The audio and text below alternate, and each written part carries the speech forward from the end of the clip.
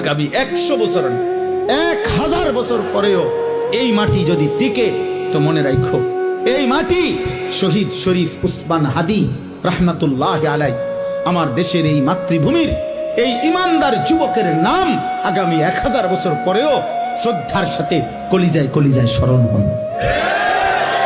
পৃথিবী তাকে মনে রাখে। হ্যাঁ হ্যাঁ, মনে রাখো এই যুবক ইমানদার ছিল। 33 বছর বয়সী এক যুবক, যে সুনির্দিষ্ট কোন রাজনৈতিক দলের সদস্য ছিল না, যে একাই মেহনত করে গেছে আধিপত্যবাদের বিরুদ্ধে, আগ্রাসনের বিরুদ্ধে, মাতৃভূমির প্রতি ইঞ্চি জমিন হেফাজত করতে চেয়েছে।